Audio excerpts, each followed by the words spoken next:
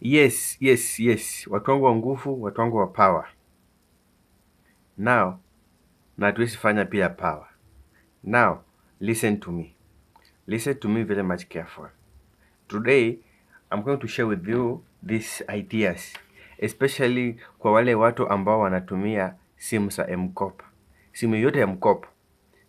Iwe ya M-Kopa, iwe ya Safaricom, iwe ya Watu Credit, iwe ya Sun King, iwe ya T-Lite. So long as unatumia simu ya M-Kopa, listen to me now. I've come up with my own statistics whereby I've come to realize that around 30% of Kenyan wanatumia simu za kulipa mtoko, whereby it has a huge impact. For real, it has a huge impact.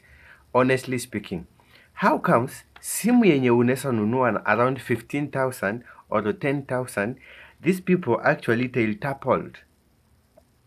Ukiangalia simu ambayo inafaa ununue 15,000, they end up adding you another 15,000, unalipa 30,000, which is very long. Huwa ni wisi wa kimabafu. Then now let's move to the next point. Hata hiyo haja kubwa sana. Shida za simu za M-Kopa. For those who are using M-Kopa phones, they all know what are their problems. You know? Hizo simu ziko na shida mingi sana. Do you understand? Now listen. Simu ya M-Kopa ukilipia after 6 months. Ukishamaliza 6 months, they will just confirm umemaliza 15,000 yao. So the remaining 15, hiyo ni interest yao tu. Do you understand? Wakenya si wajinga. Wanaelewa hii kitu.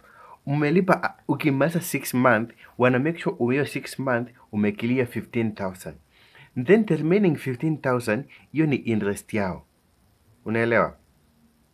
Hiyo ni interest yao. Kampuni yenye inatengeneza simu inapea hawa watu wako na MOU nao, wana partner. They have something called partnership. Kampuni ambayo inatengeneza simu za Nokia, Safaricom na za Samsung. Kampuni inatengeneza simu, inapea watu wa M-Kopa, inawaambia hii simu ni 15,000. Na nyinyi watu wa M-Kopa ongeza interest yenu ikuwe 15,000, nyinyi ndio mko na uwezo wa kufunga simu na kufungua. Unaona?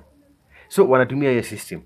So ukilipa hiyo 6 month ikiisha, wana confirm umemaliza nini yao ya pesa ya kampuni ya kutengeneza simu. So unaanza kulipa tena another 15,000. Sasa hiyo ni ya M-Kopa sasa.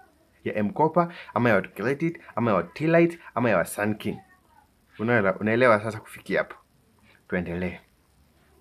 Ukishafikisha hiyo, once umeanza kulipa hata hiyo interest yao, wanaona inaelekea kuisha, umepaki kama na 5,000, 4,000, 3,000 ama 2,000. Ikifikia tu hapo, simu inaanza kuwa na shida. Kitu ya kwanza, simu inaanza kuhang. Simu inaweza hang kuanzia asubuhi hadi jioni, simu haifunguki.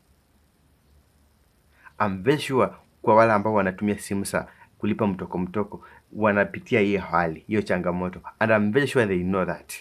Na hiyo simu hata ikihang hivyo, ukiwapikia simu ama ukienda kwenyewe, watakwambia simu itakuwa tu sawa within a short period of time. So just be patient. Hiyo number 1.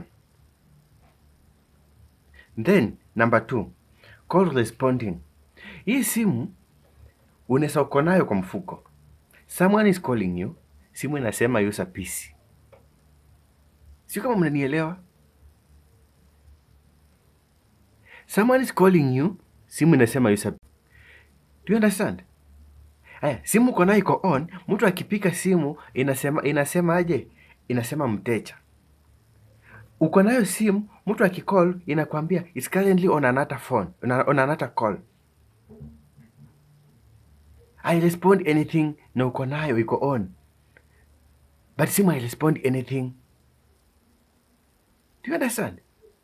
I'm sure those people who are using lipa mtoko simu, they are passing these challenges. And they know. Simu ina hang tu. Ama mtu ana call ina ring. Ring tu unasikia tu ina ring, lakini kwa screen haikuonyeshi mahali pa kureceive. Haionyeshi kabisa mahali pa kureceive. Yaani imehang. Hiyo ndio kuhang. Simu inachemka. You can just imagine you're not using that phone, but simu imechemka. Why? Because of what? These people are in control of everything in that phone. Wanaikontrol wakiwa huko kwa ofisi yao, wanaitumia, yani wanaikontrol mpaka simu inachemka, hati simu ina hang. Hiyo ni namba ingine, namba 2.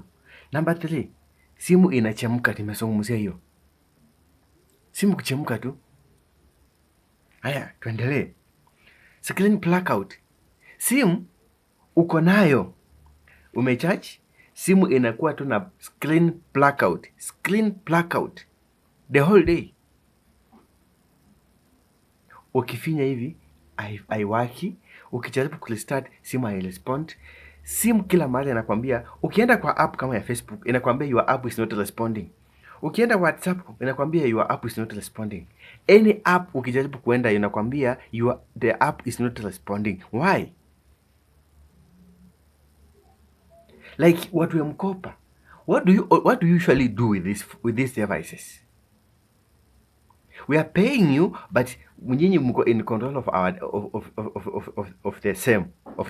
our phone again. Then we are paying you. I'm talking this because I'm the victim.